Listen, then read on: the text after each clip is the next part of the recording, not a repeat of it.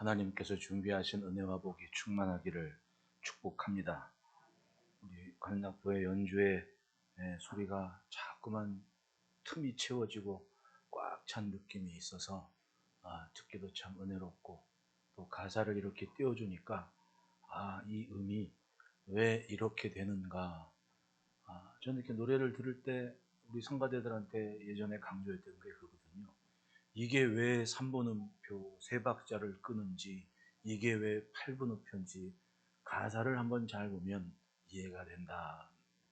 숨 넘어갈 것 같은 그런 고통을 참아내는 한 11박을 끌어내는 때도 가만히 보면 가사에 담긴 의미가 있거든요. 하나님을 생각하는 것, 하나님께 대한 것을 묵상하는 것은 우리의 영을 항상 건강하게 하는 것이라고 저는 그렇게 생각을 합니다. 찬양할 때마다 마음을 못 얻고 또 내가 드린 것처럼 은혜롭게 박수로 찬송 영광 돌리는 아름다운 모습을 꼭 지켜가면 좋겠습니다. 옛말에 호랑이에게 물려가도 정신만 차리면 산다는 말이 있죠. 여러분, 호랑이가 물고 가는데 정신 차리고 있을 사람이 몇이나 되겠습니까? 그런데 호랑이가 나를 물고 가는데도 내가 정신을 차리고 있으면, 호랑이 굴에 있다가도 내가 살 생각만 하고 있다면 살 수 있다는 말 아니에요. 사람에게는 생각이 중요합니다. 생각의 방향이 결정되어 있으면, 생각의 전제가 잘 다듬어지고 있으면 반드시 그 사람은 생각한 것에 이룰 수 있는 길을 남들보다 조금 더 빨리, 또 조금 더 은혜롭게 찾아낼 수가 있습니다. 언젠가 한 연구 결과를 제가 소개한 기억이 있는데, 100m를 달리는데 강도에게 쫓기며 달리는 사람과 100m 앞에 다이아몬드를 보고 달리는 사람과 달리면 누가 더 빨리 갈 것 같아요, 여러분 생각에? 사람들은 강도에게 쫓기면 잡혀 죽을까봐 죽자고 달려서 그 사람이 빨리 갈 거라고 생각을 합니다. 그런데 의외로 결과의 통계의 답을 보면 다이아몬드를 보고 쫓아가는 사람이 훨씬 빨리 달렸대요. 왜 그럴까요? 강도에게 쫓기는 사람은 일단 시작 자체가, 달리기 하는 존재가 부정적인 게 있답니다. 내가 잡히면 죽겠구나. 그냥 누가 막 잡으려고 쫓아오면 다 잡혀요, 이상하게. 술래잡기 한다? 그럼 이상하게 잡혀요. 신기하게도 잡힌단 말입니다. 생각의 전제가 부정적인 게 있다는 얘기예요. 근데 다이아몬드를 보고 달려가는 사람은 어떤 생각을 갖고 있겠습니까? 야, 저 주먹만한 다이아몬드 내 것 된다면 하면서 그 상상의 나래를 펼치는데 너무 신나서 빨리 간대요. 잘 이해가 안 되죠. 다이아몬드를 본 적이 없어가지고. 생각의 전제가 그만큼 중요하다는 얘기입니다. 여러분, 생각이 상황을 주도해요. 같은 맥락입니다. 호랑이한테 잡혀겠습니다. 여기서 끝이구나 하는 사람은 살 생각을 못하는 겁니다. 그러나 호랑이한테 잡혀가는 순간에도 어떻게 하면 살 수 있을까를 생각하는 사람은 상황을 주도할 수 있는 길을 보게 되는 얘기입니다. 우리의 생각이 그래서 중요한 거예요. 여러분, 1세기 교회를 보십시오. 사도들은 옥중에서 순교하거나 아니면 돌 맞아 죽거나, 교회는 예수 믿는 사람에게 대한 불합리한 사회적 그런 어려움들이 다가오고, 과연 내가 예수 믿는 게 잘한 것인가? 오신다는 예수님은 왜 안 온가? 분명 구름을 타고 우리 가운데 하늘로 올리신 그 예수는 본 그대로 오신다고 하는데, 아무리 구름을 쳐다봐도 예수님 오실 것 같지 않은 하늘만 계속되고 있으니 내 믿음이 과연 제대로 된 것인가 의심하는 사람들이 조금씩 교회를 떠나가고 있었습니다. 그리고 교회는 자체적으로 시끄럽고 어려운 문제 앞에서 좌절하게 됩니다. 그런데 여러분, 사도 요한이나 사도 바울이나, 사실은 신약 성경에 서신을 위주로 해서 볼 때 사도 요한하고 사도 바울께서 얼마나 주옥 같은 메시지를 남겼습니까? 특히 신약 성경의 끝인 요한계시록에는 성도들이 바라볼 곳을 보여주지 않습니까? 사도 요한께서 직접 바라본 그 하늘 보좌의 모습을 교회에 소개시켜주고 있습니다. 그러면서 천군 천사와 찬송하고 노래하는 은혜로운 장면을 자꾸만 생각하게 합니다. 현실은 고난과 박해고 배교에 아픔이 있고 환난과 고난인데 바라보는 것이 더 분명해지기 시작했습니다. 사도 요한께서는 하늘의 보좌를 바라보고 천군 천사가 노래하고 있지 않냐? 거기서 거룩하고 거룩하고 거룩하다 찬송하고 있지 않냐? 그걸 봐야 된다라고 말씀을 하고, 사도 바울께서는 야, 하나님의 말씀, 구원의 투구와 성령의 검을 가져라, 전신갑주 입어라, 힘을 내라, 격려를 하고 있습니다. 그 말씀을 받아들이는 심령들이 무슨 생각을 하겠습니까? 아, 여기가 끝이 아니구나. 오는 시간이 분명히 있는데 그 시간에 왕좌에 앉아, 보좌에 앉아 세상을 다스릴 분은 우리 주님이시구나. 그렇게 생각을 다듬으니까 고난과 환난이 아무렇지도 않게 이겨낼 수 있는 그런 능력이 생기더라는 거예요. 오늘 본문도 같은 맥락입니다. 어둠과 빛이 있는데 빛의 자녀로 살아가는 것이 얼마나 힘들겠습니까? 그럼에도 불구하고 빛된 자녀의 삶이 지킬 것, 빛된 자녀는 이렇게 살아야 된다, 그렇게 설명을 해주고 있습니다. 여러분, 세상은 어둠과 빛의 싸움이 일어나는 전쟁터입니다. 요즘 뉴스를 보면 참 답답하대요. 요즘 우리 청년들이 어제 갑자기 번개처럼 그렇게 보였는데, 우리 회장이 특별히 직장에 아주 특별하게 시간을 내기로 해가지고 이렇게 하다 보니까 갑자기 모였습니다. 일주일 동안 있어진 일들을 이렇게 보는데, 뉴스를 보니까 좀 마음이 무겁고 뭐 그런 얘기를 해요. 맞습니다. 여러분, 뉴스 보면 마음 편하니까. 예전엔 뉴스를 보면 걸핏하면 막 칼부림 났다 그러고, 뭐 지하철에 요동을 친다 그러고, 이게 하루아침에 사람이 그렇게 되는 게 아니거든요. 여러분, 한 20년쯤 거슬러 올라가서 제가 전도사 생활할 때만 해도 기껏 애들하고, 제 전도사 생활할 때는 그 사무실 한켠 방을 한 5평 되는 방에 집에서 안 트는 PC 있잖아요. 그걸 한 4-5대를 갖다가 세팅을 해놨습니다. 딱 하고 랜 연결을 해가지고 애들하고 같이 카트라이더를 했단 말입니다. 제가 그 카트라이더라는 게임 아세요? 머리 이만한 띵띵띵띵 그거 아는 사람 알 거예요. 그거 같이 했습니다. 애들하고 같이 막 하면서 게임도 하고 단체 게임도 하고 했는데, 그때 막 나오긴 시작한 아케이드 게임 보면 죄다 총을 쏘거나 찌르거나, 근데 그때부터는 이제 단체 게임, 이 PC 게임을 안 했는데, 애들하고 뭐 보면은 칼을 휘두르고 다니고 있질 않나, 긴 북창을 막 돌리고 있지 않나, 이런 아주 정신머리 없는 게임이 근 20년 동안 그때 자라난 세대들이 몰입을 하고 있단 말입니다. 근데 여러분, 이 뇌라는 게 이 충격적인 것, 폭력적인 것을 보게 되면 상처를 입는데요. 사람이 이 전두엽, 이 배회 전두엽이 안 좋은 분노나 화가 있을 때 그 전두엽에서 그 감정, 분노를 꾹 눌러주면서 제어할 수 있는 역할을 하는데, 그 폭력적인 장면을 자꾸만 보고 자주 접하게 되면 언어나 시선이나 그걸 듣고 보게 되면 그 전두엽이 망가진대. 그래서 조절을 못하는 겁니다.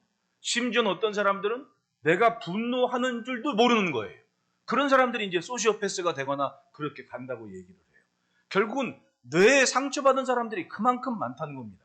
제가 지난달에 얘기했죠. 일본에서 벌어지는 일들이 남일 같냐고. 조만간에 우리나라에서 벌어질 일들이라고.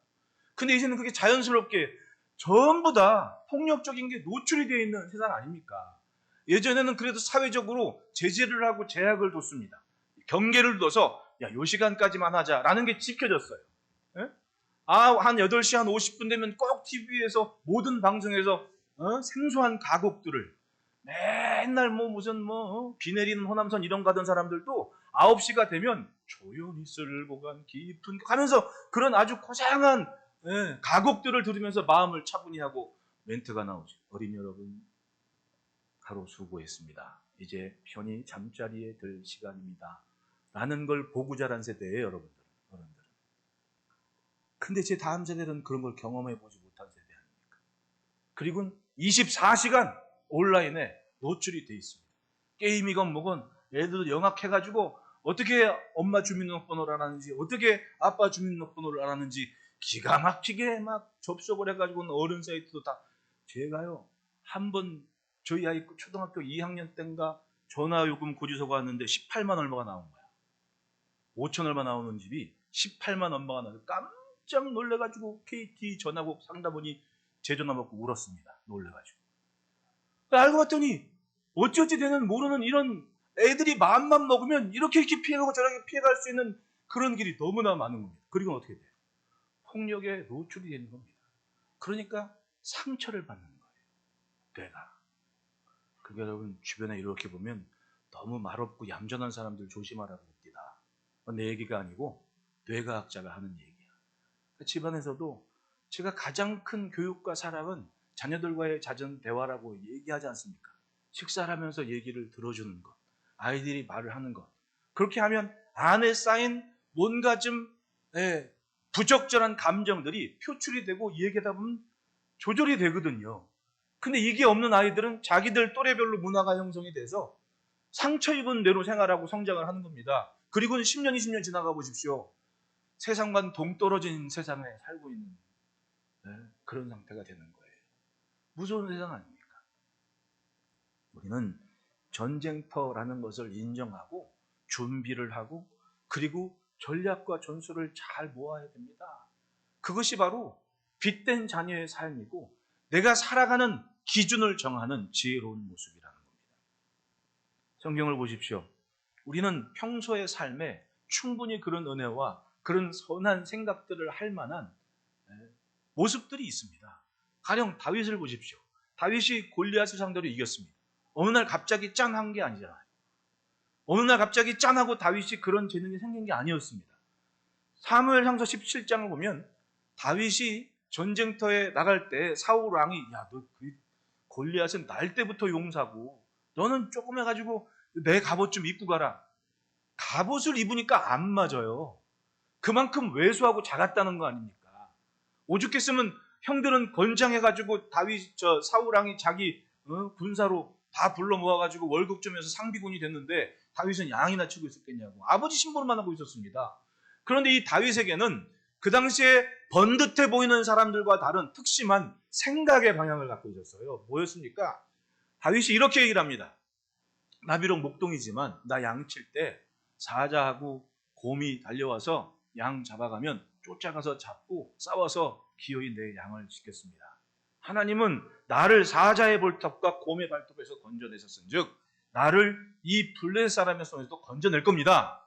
즉 평소에 목동 일을 하면서 하나님을 기대하고 생각하는 게 장착이 돼 있는 사람이었습니다. 그러니까 골리앗이라는 장수를 봤어도 생각의 방향은 전제가 분명했습니다.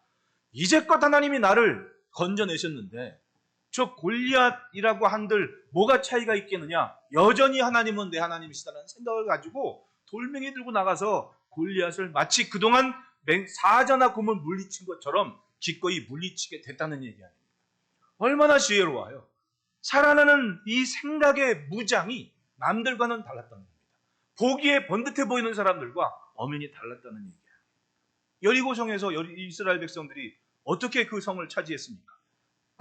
요단강 건널 때는 깝깝했죠. 저 어떻게 싸워야 되나? 여호와의 군대 장관이 찾아와서 여호수아에게 내 발에서 신을 벗고 내 말 잘 들어라. 건너가거들랑 하루에 한 번씩 제사장이 앞장서서 법궤를 들고 한 바퀴씩만 돌면 된다. 한 바퀴요? 한 바퀴씩만 돌면 된다. 여섯째 날은 7번 돌아라. 마지막 날은 7번 돌아라. 그리고 함성을 지르면 성은 무너질 거다. 누구 하나 이걸 의심하는 사람이 없었습니다.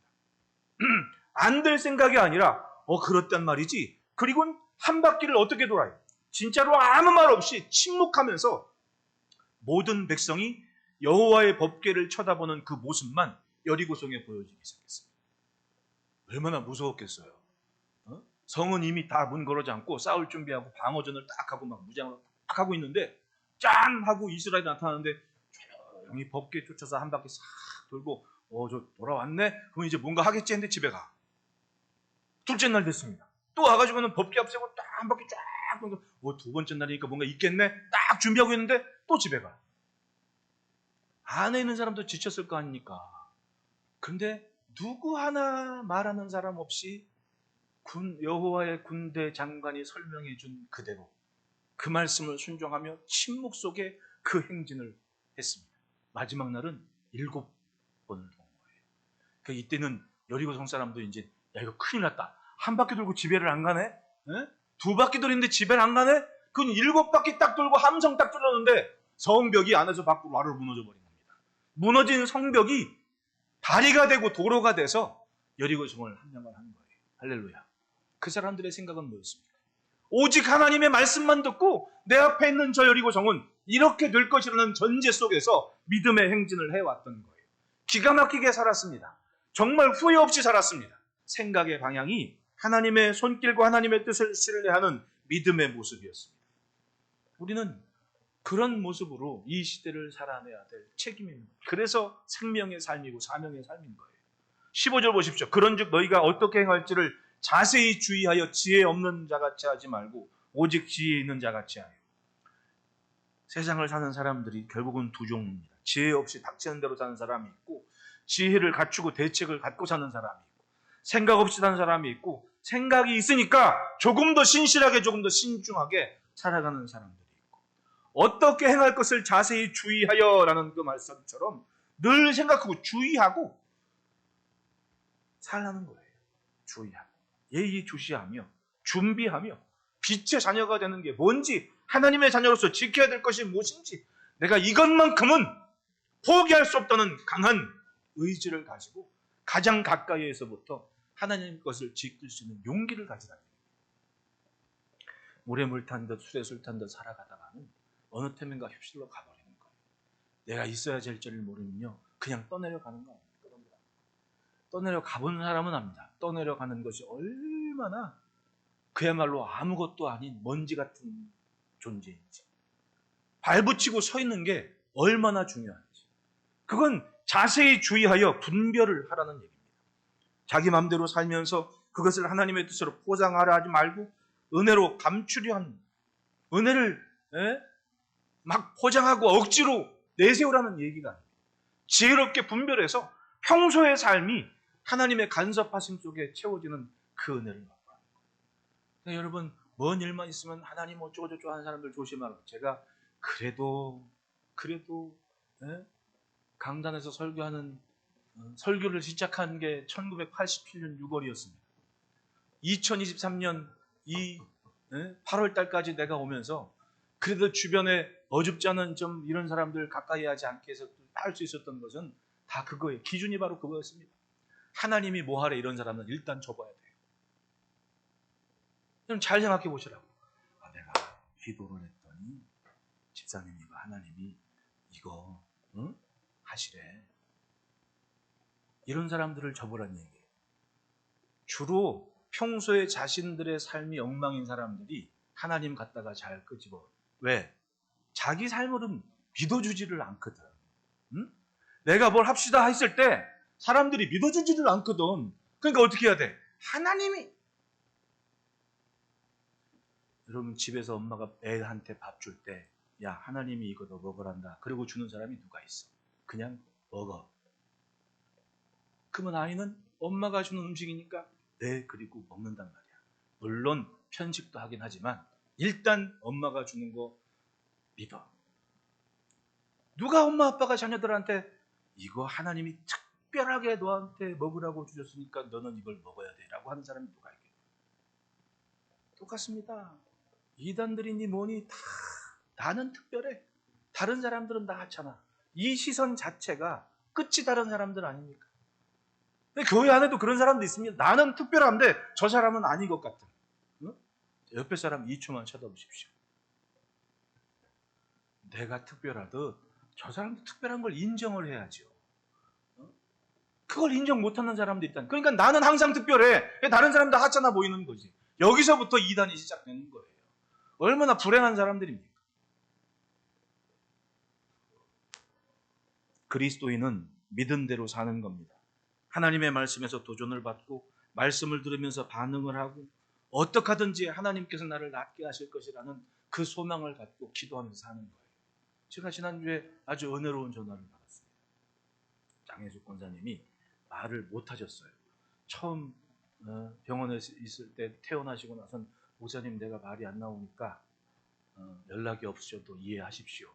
그래서 내가 얘기 안 하고 그냥 문자로만 이렇게 기도하면서 보내고 그랬어요. 어느 날 새벽에 기도하면서 이제 권사님한테 딱 한 번 보내고, 전 뭐 제가 이 카톡이나 이 문자 자주 안 하지 않습니까? 아마 한 13년 동안 제 카톡 한 번도 못 받아보신 분 계실 거예요. 근데 이제 통화를 할 수가 없으니까 왜 무리해서 어떻게 말을 할 수가 없잖아요. 문자만 딱 보내고 기도만 했습니다. 근데 어제 금요일 날 이제 낮에 전화가 오셔가지고는 목소리가 좀 나오시더라. 네, 저음만 좀 안 나오고. 근데 시간이 되냐고 된다고 그랬더니 내가 간증할 게 있다 그러면서 말씀을 하시는 거예요. 어느 날 꿈을 꾸는데 이 목사는 요 강대상에서 기도를 하고 본인은 항상 앉는 자리에서 목소리가 안 나오니까 내 목소리를 돌려달라고 그렇게 기도를 하셨대요. 말은 안 나오고. 근데 꿈속에서 찬송을 그렇게 나 같은 죄인 살리신 하면서 찬송을 막 하고 나서는 막 부르짖고 기도를 하는데 이제 잠에서 깬 거죠. 꿈이었구나 하는데 이 목사한테 문자가 와 있더라는 거예요. 근데 신기하게 그 문자를 받았을 때부터 목소리가 나오더라는 거예요. 내가 은혜를 받았습니다. 이 권사님의 생각에는 어떻게 하든지 자기네 목사는 자기 위해서 기도하는 목사구나. 이게 이분의 생각이 내가 뭐 어떻게 했다는 얘기가 아니에요. 이분의 생각은 이미 나을 생각을 하고 계신 분이야. 왜냐하면 주변의 모든 사람이 나를 위해 기도하고 있다는 생각 자체가 이미 이 사람은 치료가 될 자리에 있는 사람이다. 생각의 방향이 그만큼 중요한 거 아닙니까? 안 그래요?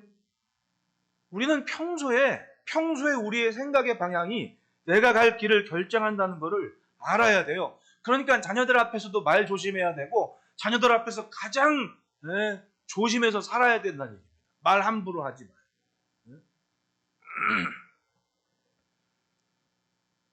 죽은 자는 반응이 없습니다. 그러나 살아있는 사람은 살 짓을 합니다. 무엇이 옳은 것인가 무엇이 선한 것인가 고민을 하고 주의해 본다는 얘기입니다. 그러면 그런 심령에 뼈가 연합되고 살이 붙고 생기가 돌아서 마치 군대가 되는 환상처럼 세상을 넘어서는 멋진 하늘 군대 하늘 사람으로 살 수가 있는 거예요. 그 은혜가 있기를 축복합니다. 그건 바로 믿은 대로 살 때입니다. 말씀드렸듯이 1세기 교회가 얼마나 두려운 시대를 살았습니까? 힘든 시대를 살았습니다. 그러나 사도들의 편지를 받은 교회들은 몸부림을 했습니다. 그래 이렇게 견디는 거구나. 이렇게 살아야 되구나. 심지어는 자기 자녀가 가축의 털을 쓰고 가죽을 뒤집어 쓰고 맹수들에 노출됐을 때도 순교하는 거 아닙니까? 순교.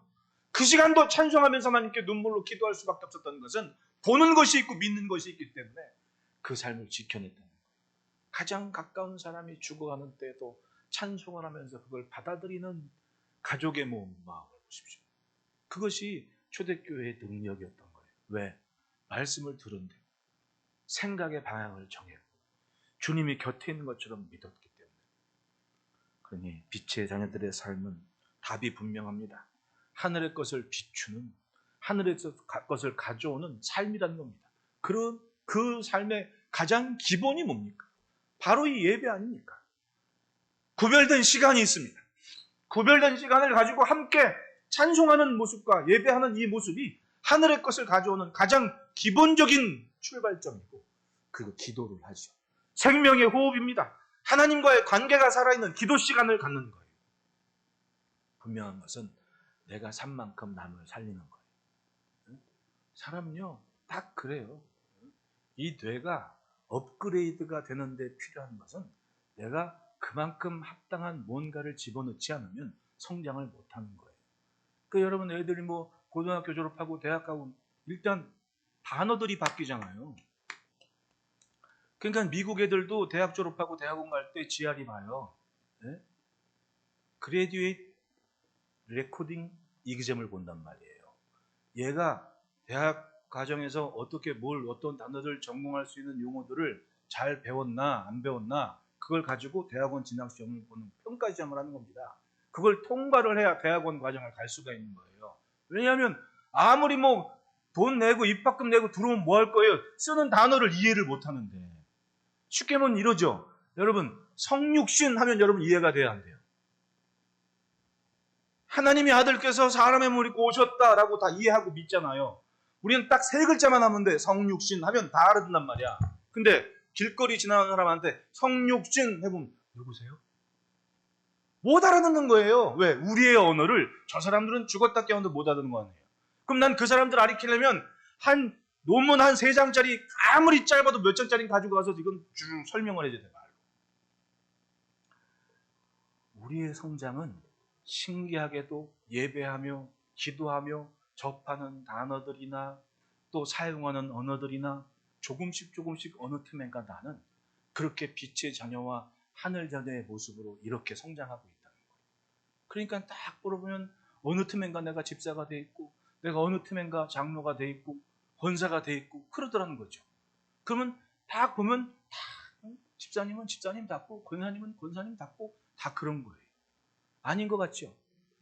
여러분, 우리는 때에 맞게 시기에 맞게 견고한 관계를 붙잡고 있을 때 내가 성장을 하고 내가 누군가를 살릴 수 있는 영향력이 있는 존재가 되는 겁니다. 그러므로 여러분, 그런 은혜의 삶을 위해서 첫째 따라합시다. 세월을 아끼자. 16절에 세월을 아끼라. 때가 악하니라. 여러분, 삶은, 인생은 시간의 집합이잖아요. 시간은 어디 담는다고 해서 이렇게 담기지 않아요. 그냥 가버립니다. 오죽했으면 살같이 빠른 광음을이라고 얘기를 하게 돼요. 찬송가에서. 화살처럼 휙 하고 날아가 버리는 게 시간이라는 겁니다. 그게 바로 모여서 세월이 되는 겁니다. 여러분, 내가 하나님을 위해 구별된 시간이 있다는 게 얼마나 감사해요. 내가 한 번 예배해서 하나님의 것을, 하늘의 것을 펼쳐가지 못한다면 조금 더 채우자 2번 할 수 있고, 초청해서 예배할 수 있고, 신방을 받으면서 기도할 수 있고, 나의 모자람을 채울 수 있는 방법들이 참 많습니다. 우리가 주의하며 분별하고 생각할 것이 바로 그겁니다. 세월을 아껴라. 내가 하나님을 위해 구별한 시간과 공간이 있는 그런 삶을 반영하는 거예요. 조금 더 건강할 때 조금 더 주의 일에 힘쓰고 내가 이걸 하나님을 위해 구별했습니다 라는 시간을 갖도록 하고, 조금 더 건강하고 힘 있을 때 기도하면서 내가 전에는 한 사람뿐이 기도를 못했는데 내가 100명을 위해 기도했습니다 할 수 있는 세월이 구분되어 하나님의 것이 될 수 있을 만한 것이 되게 만들어라. 건강을 가지고 나 좋은 일만 하고 있었는데 이제는 그 건강을 가지고 주의 일에 힘쓰는 삶이 된다. 여러분, 교회는 사실은 이렇게 있으면 그렇잖아요. 예배를 끝나고 다 갑니다. 오는 시간은 한 40분, 우리 일부 예배는요, 일부 예배 오시는 분들이 좀 연세 뒤에 온풍기 에어컨을 끌 수 있으면 끄면 좋겠네요. 어른들이 오세요. 우리 교회 어른들이 이제 오시는 그 예배는 이미 한 40분, 30분에 다 앉아 계신 거예요. 그분들이 오셔서 앉아서 뭐 하시겠냐고.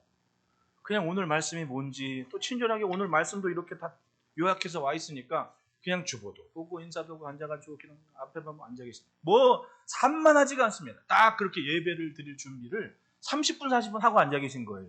그 내가 얼마나 또 은혜가 됩니까? 그 모습 보고. 그러니까 난 나오면서도 맨 목소리로 해도 난 일단 그렇게 한단 말이에요. 시간이 착착착착 준비가 돼요. 근데 이제 뭐 11시 예배도 물론 일찍 오시면 된단 말이에요. 문제는 이제 집에 가는 시간. 오는 시간은 한 40분, 30분, 집에 가는 건 5분이 안 걸리더라. 축도 끝나고 딱 갈 때는 딱 5분 지나면 휑해. 막 가요. 어느 때는 제가 어릴 적에 듣던 노래가 생각이 나더라. 연극이 끝나고 난 후. 강변 가요제 어떤 누나가 불렀는데 그 가사가 참 사람을 생각을 하게 만들더라고. 근데 어느 날 예배 딱 놓고 집에다 텅 빈 예배당에 딱 보면 진짜 그게 갑자기 생각이 나. 아, 이런 마음이구나 라는 생각이 들더라고요. 그런데 어떤 분들은 남아서 그걸 뒷정리를 하고 막 소독약도 뿌리고 뭐도 만들어 놓고 하는 분들이 계시더라니까요. 그러면 모두가 다 그럴 수는 없는 거 아니에요. 그런 마음을 가진 분들이 있고 그러지 못한 사람들이 있는데, 그런 마음을 가진 분들의 생각은 도대체 뭐냐?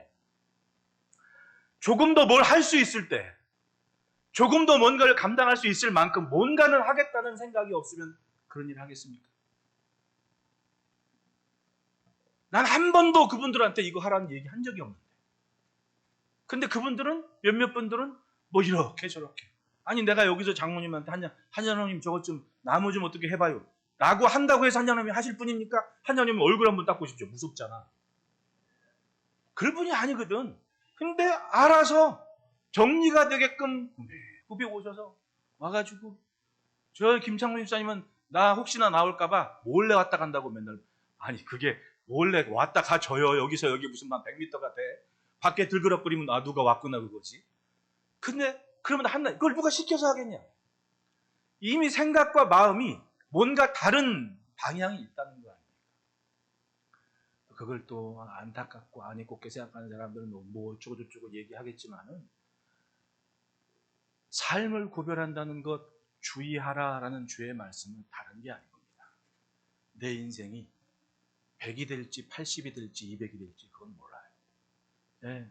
어떤 뇌과학자가 2040년이 되면 죄송합니다. 재수 없으면 200살까지 산대요. 2040년이 몇 년 남았어요? 지금 23년인데 10몇 년 후에 과학과 의학이 접하면 사람의 수명은 지금 나왔잖아요. 쥐도 투명한 쥐로 만들어요, 약품이. 그건 예전에는 암 진료하는데 일주일 걸렸던 게 몇 시간이면 된대요. 투명한 용액에 딱 세포를 하나 딱 투명하면 사람 몸 피부를 투과해서 안 좋은 세포가 딱 포인트가 딱 잡힌다는 겁니다. 그러면 거기에 지금 연세대에서 하고 있죠. 무슨 중입자 치료한다고 빌딩 한 7층짜리 그 기계 하나 딱 들어놔가지고는 딱 그럼 거기 집중적으로 항암 이런 것도 필요 없는 때가 돼버렸잖아요. 이게 이제 한 10몇 년 지나면 다양하게 보급되면 지금 뭐 거기 대기한 게 무슨 몇 년이라고 그러는데 그런 사람들이 그냥 대번 진료받고 그냥 날 수가 있는 상황이 된다니까 안 믿어지죠? 저 사람이 맨날 가끔 뜬금없는 얘기한다고 그러지만 신문을 보고 뉴스를 보십시오. 가까이 와 있는 세상이 돼버렸다는 겁니다. 기왕이면 건강하게 살아야 될 거 아닙니까? 건강하게. 여러분, 내일은 아무도 장담할 수 없습니다. 어떤 선배 목사님은 저녁에 사모님하고 둘이 잘 밥 먹고 가슴이 좀 답답하다고 다음날 아침에 병원 간다고 아침 9시에 운전하고 나가는데 분당 서울대병원 가다가 전화가 왔대. 찻길에 차가 서 있는데 안에 사람이 앉아있다고. 자기 남편인 거야, 사모님이. 근데 그 전화 받으니까 움직임이 없는 거야. 그래도 이 양반이 차를 어떻게 갓길에 세웠나 봐. 비상등을 켜고. 그리고 가버린 거야. 얼마나 황당하겠냐고. 사람이 몇 살까지 산다, 뭐 기대 수명이 몇 년이다 아무리 얘기하지만 가는 건 순서가 없는 거 아닙니까? 그러면 조금이라도 의미 있을 때, 조금이라도 힘이 있을 때 내 삶의 시간이 내가 만날 주님 앞에 이런 의미가 있는 모습이 되도록 살아날 지혜는 가져야 될 거 아닙니까? 나 좋은 거 내 마음대로 살다가 아무것도 남지 없는 삶에는 얼마나 불행한 삶이에요. 어느 시대건 종말은 있습니다. 예수님 때부터 종말은 얘기해 왔습니다. 하루가 천년하고 천년이 하루 같다고 하나님 말씀하십니다. 시간이 우리에게 무슨 의미가 있겠냐? 조금 더 건강할 때, 조금 더 능력이 될 때 내가 주님을 위한 하나님이 주신 시간을 잘 활용을 하는 거예요. 예수님이 달란트 비유에 뭐라고 말했어요? 10달란트 받은 사람, 5달란트 받은 사람, 1달란트 받은 사람. 사람들이 이상하게 물질적인 사고가 강해가지고 달란트 개수에 관심을 갖는데 그 비유는요, 달란트 개수의 문제가 아니에요. 주인이 뭘 보고 맡긴 겁니까? 그 사람의 은사를 보고 주인의 신뢰를 갖고 거기다 준 거예요. 신뢰를 갖고 맡긴 거랑 합니다. 딱 봤더니 이 사람은 딱 10달란트, 5달란트 할 몫을 해. 그 신뢰 때문에 자 이것 갖고 이만큼 해라 한 거예요. 2달란트 마찬가지입니다. 주인의 입장에서 이 종은 이만큼이야. 자 이것 갖고 해. 1달란트는 딱 그 분량이거든요. 근데 2달란트, 5달란트 받은 사람들은 불만이 없습니다. 주인의 기대감에 딱 주인이 본 대로 그만큼 했어요. 그런데 1달란트 받은 사람은 말 없이 묵묵히 일했던 2달란트, 5달란트 받은 사람과는 달리 자기가 더 각별하게 주인을 더 잘 알고 있다고 착각을 했어요. 주여, 내가 혹시라도 주인께서 뭐 이러면서 뭐라 그래요? 이걸 밭에 잘 숨겼다가 가지고 왔습니다. 주인이 뭐라 그래요? 내가 이거 남한테 줬으면 이자라도 받아. 이렇게 얘기를 하잖아요. 이 1달란트마저는 주인의 마음을 자기 기준으로만 생각을 하고 자기 마음대로 할 생각을 했다는 거 아니에요. 결정을 하고 활동을 했다는 거 아닙니까? 그랬더니 주인은 그 1달란트 받은 종에게 얘기를 하죠. 악하고 게으른 종아, 내가 어두운 데 쫓겨나서 이를 갈미 있으리라. 이렇게 얘기를 하잖아요. 얼마나 무섭습니까? 그러니까 내가 하나님 또 잘한다고 그렇게 자만하지 말라는 얘기입니다. 모두에게 하나님의 마음과 뜻을 갖고 그렇게 주의 깊게 분별을 살아가는 지혜를 갖는 것이 하나님의 자녀요 빛의 자녀의 빛된 삶이라는 겁니다. 우리는 젊음의 때에 많은 것을 준비합니다. 꺼내는 시기를 만나기 전에 많은 것을 담는 시간이 분명히 있습니다. 세월은 시기에 맞게 살아야 돼. 성실하게. 담은 것이 없으면 꺼낼 것도 없는 그것이 바로 인생 아닙니까? 또 다른 의미로 세월을 아끼라는 것은 기회를 선용하라는 겁니다. 답답할 때 몸부림치며 기도하다가 정작 기회가 왔을 때 아무것도 하지 못하는 그런 삶이 아니라 생각이 있고 마음이 있을 때 잘 준비하고 그리고 기회가 왔을 때 뭔가를 감당할 수 있을 만한 준비를 하고 있어라는 거 아닙니까? 하나님이 주신 기회를 잘 지켜가면 신앙은 내 영은 분명히 잘 됩니다. 잘 자랄 수가 있는 겁니다. 1세기 교회나 지금 우리나 알아야 될 것은 분명히 전제는 그렇습니다. 때가 악하니라. 1세기에도 악했어요. 지금이라고 별반 다르겠습니까? 지금 우리가 살았을 때하고의 생각이 너무 이제는 조심스러운 때가 됐습니다. 저 학교 다닐 때만 해도 버스를 타면 누가 가방 무거운 거 들고 있으면 일로 좀 내가 받아주겠다고 내 모르게 놓으라고 그랬단 말이에요. 그래서 가방을 잘 받아줬습니다. 저 개성여고 누나들이 나를 아주 이뻐했습니다. 가방을 잘 받아줘가지고. 같은 길에 갔거든. 나한테 막 회수권도 빌려가고 빌려간 건 안 갚더라. 근데 그때 알았어. 아, 이 누나들한테 회수권 빌려주면 못 받는다. 근데 지금은 가방 받아준다 그러면 이상한 사람만 쳐다본단 말입니다. 심지어는 할아버지한테 자리를 양보해도 사람들이 아무렇지도 않게 그냥 내일 아니고 너무 사람들이 냉랭해지고 불안한 세상이 되어버립니다. 때는 어쩔 수 없습니다. 1세기도 악했으니 21세기는 오죽하겠냐? 악해질 수밖에 없는 세상입니다. 그런데 우리 그 틈에 우리가 지금 살고 있는 겁니다. 예수님 말씀하시죠. 내가 양을 이리 가운데 보내는 것 같다. 그러나 아무리 양이어도 주님이 생명이시고 주의 것을 갖고 간다면 양은 이리를 리드할 수 있는 양이 되는 거예요. 여러분, 세월을 아끼면서 내 것, 악한 것에 내 삶을 붙잡히기보다 그 악한 세상에서 하나님께서 이루실 일을 보고 승리하시기를 축원합니다. 둘째로 따라합시다. 주의 뜻을 이해하자. 17절에 그러므로 어리석은 자가 되지 말고 오직 주의 뜻이 무엇인가 이해하라. 이해하라라는 이 단어에는 모으다, 고려하다 혹은 경건하게 활동하다라는 의미를 갖고 있습니다. 오직 주의 뜻이 무엇인가 경건하게 한번 행동해라. 이게 이제 이해하라는 단어의 같은 의미예요. 어리석은 사람은 항상 시간이 있다고 생각합니다. 늘 주어질 것이라고 생각을 합니다. 항상 내일이 있다고 생각합니다. 근데 보십시오. 점점 시간은 사라지고 마치 모래시계처럼 떨어지고 뒤집어지지 않을 시간이 있다는 거예요. 이게 얼마나 슬퍼요. 바꿔놓은 하나님께서 내 하루하루를 이렇게 뒤집어 주시는 겁니다. 그러기 때문에 내가 지금 살며 기도하는 거예요. 이걸 하나님께서 안 뒤집으시면 내가 더 이상 시간이 없는 거 아닙니까? 그러니까 할 수 있는 한 내 숨 쉴 때 조금 더 하나님 앞에 가기에 합당한 모습으로 맞춰가는 모습이 빠르면 빠를수록 더 지혜로운 사람 아닙니까? 전도서 20장 2장 10절 21절에 무엇이든지 내 눈이 원하는 것을 내가 금하지 아니하며 무엇이든지 내 마음이 즐거워하는 것을 내가 막지 아니하였으니 이는 나의 모든 수고를 내 마음이 기뻐하였습니다. 이것이 나의 모든 수고로 말미암아 얻은 몫이로다.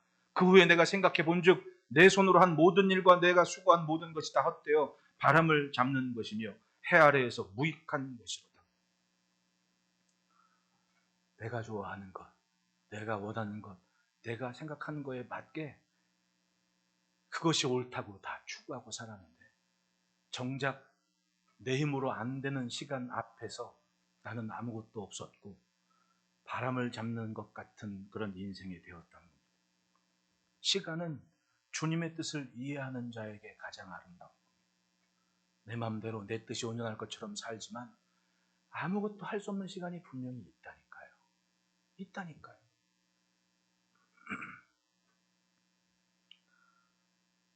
우리는 주의 부르심을 받고 오늘도 항상 하나님과 함께 합니다.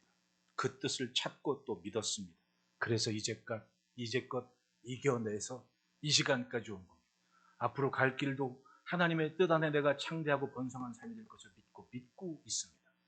그만큼 이 삶이 뿌리 깊게 내리도록 나로 하여금 거기서 멀어지게 한 것을 자꾸 잘라내야죠. 가지치기를 하란 말입니다. 잘라내고 털어내지 않으면 나는 앞으로 갈 수가 없습니다. 내가 이것만큼은 하나님 포기할 수 없습니다 하는 것을 지켜내지 않으면 어느 틈 인생 어느 시점에 내가 바람을 잡는 것 같았구나 라는 말을 하게 되는 얘기입니다. 그러므로 셋째 따라합시다. 방탕은 버리고 성령을 받자. 18절에 술 취하지 말라 있는 방탕한 것이 오직 성령으로 충만함을 받으라. 성도로서 세상을 사는데 성령은 꼭 필요합니다. 특히 사도께서는 성령의 충만함을 받으라. 지난주에 말씀드린 충만의 전제가 뭐라고요? 채우는 게 있어야 충만해진다. 여러분, 비가 안 오면 강물이 어떻습니까? 보에 갇힌 강물은 막 적조 현상이니 뭐니 하면서 아주 난리 나잖아요. 녹조니 뭐니 막 끼면서 막 난리 썩어나 이제는. 그런데 그랬다가 비가 와가지고 저 산꼭대기에서 샘물이 막 흩어나오면 어느 틈에 그게 쫙 철철철 넘치면서 물꼬를 트고 물이 깨끗해지잖아요. 충만을, 즉 흘러넘치는 충만을 위해서는 반드시 채우는 게 있어야 된다는 겁니다. 이 채우는 게 막힘이 없어야 된다는 겁니다. 예배든 기도든 영적인 경건의 모습이든 이게 막혀버리면 어느 틈엔가 녹조가 껴서 썩어내는 것처럼 냄새나는 인생이 되어버리는 거예요. 신앙적으로. 그러니 하나님의 것을 받아들이는 것에 주저함이 없어야 돼요. 말씀을 받는데 주저함이 없어야 됩니다. 그 주저함이 없다는 것은 자꾸만 맞춰가는 겁니다. 오늘 하나를 했으면 내일은 두 개를 할 수 있고, 오늘 첫 번째 걸 할 수 있으면 내일은 두 번째 걸 할 수 있도록 내 삶을 내게 들려진 말씀, 마치 여리고성을 도는 이스라엘처럼 법궤를 짊어지고 가는 제사장을 바라보면서 한 걸음 한 걸음 순종하며 가는 것처럼 내 관계를 만들어 가는 겁니다. 그 관계가 어떤 관계였습니까? 오늘 본문의 말씀처럼 시와 19절부터 21절 같이 읽어봅시다. 시작. 시와 찬송과 신령한 노래들로 서로 화답하며 너희의 마음으로 주께 노래하며 찬송하며 범사의 우리 주 예수 그리스도의 이름으로 항상 아버지께 감사하며 그리스도를 경외함으로 성령을 쫓아가는 삶을 얘기하자. 신령한 노래들로 화답하고 마음으로 노래하고 찬송해. 우리 예배 아닙니까? 예배. 예배를 잘 드려라. 거기서부터 채워진다. 그리고 말에는, 삶에는 감사를 담아라. 우리 주 하나님께 감사하고, 그리고 그리스도를 경외함으로 피차에 복종하라. 예수님을 닮은 삶을 살면서 순종하고 복종하며 살아라. 따라합시다. 내가 변하면 다 좋다. 결국은 세상의 답은 우리에게 있습니다. 교회가, 또 하나님의 자녀가 이 빛의 자녀에서의 삶을 살아간다면 보는 것이 있지 않습니까? 나타나는 것이 있지 않습니까? 비춰지는 것이 있지 않습니까? 세상은 지금 그걸 기대하는 겁니다. 뭔가 욕심과 죄와 정욕과 어둠에 속한 것들을 멈추게 하는 힘이 바로 우리에게 있는 겁니다. 그러니까 여러분, 가정 안에서부터 그 빛을 잘 지켜가십시오. 네, 제발 이제 금년 지나 내년까지는 온 식구가 같이 예배의 자리에 앉는 날을 기대하고, 우리 젊은이들도 주일 저녁만큼은 엄마 아빠랑 같이 항상 지키는 그런 지혜로운 결정이 있을 때 신앙의 전통이 세워지고 하나의 든든한 무기를 갖는 겁니다. 그게 이 마지막 때를 사는 빛의 자녀의 아름다운 모습인 거예요. 조금 더 경건하고 조금 더 신앙적인 모습으로 삶의 답을 제시하고 비전을 제시하는, 그리고 그걸 쫓아가는 용기 있는 삶을 지켜갑시다. 기도하겠습니다.